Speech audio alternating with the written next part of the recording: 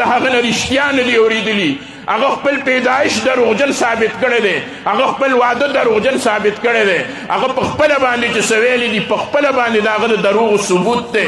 داسې دروغجن که هغه یې وایي چې موږ پیغمبر منو، موږ هغه یو شریف انسان هم نه منو، موږ هغه د انسانیت په دایره کې داخل هم نه منو، د هغه عمره منحوس انسان موږ په انسانانو کې په کافرانو کې هم نه مومو. هغه داسې انسان و چې هغه ډېر منحوس و، او د هغه منحوس مقلدین به د هغه په شان منحوس وي، د هغه په شان به کافر وي، د هغه په شان به مرتد وي، د هغه په شان به پلیت وي. بایکاټ دې ته ویلی شي، بایکاټ دې ته ویلی شي چې زموږ طبیعت دا غواړي چې موږ به د قادیاني شی نه استعمالو.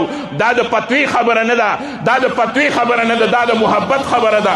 ته چې د ډیران نه پوزه پټې، نو تا ته یو عالم نه دی ویلي چې د ډیران نه پوزه پټه کړه. ستا په طبیعت کې داري چې دلته بوی دی، نو ځکه پوزه پټه کړي. داسې دا که نه ده.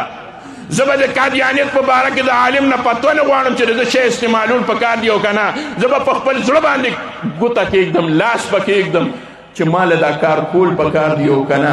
تا به خپل طبیعت دې ته پرېږدي چې د قادیاني مصنوعات استعمال کړي؟ تا طبیعت به دې ته تیار شي چې تر هغه یو شی استعمال کړي؟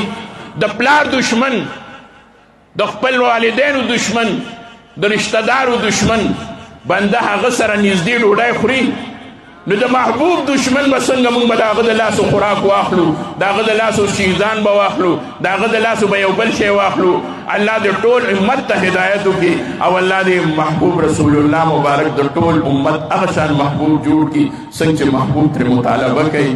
او په دغه ټپه او په دغه مصره باندې دا خپل بیان ختموم، او زه اکثر دا ټپه او دا مصره کوم زما په سترګو کې دې ګل شي که مې دا ستا په مینه بل ته وکاتنه.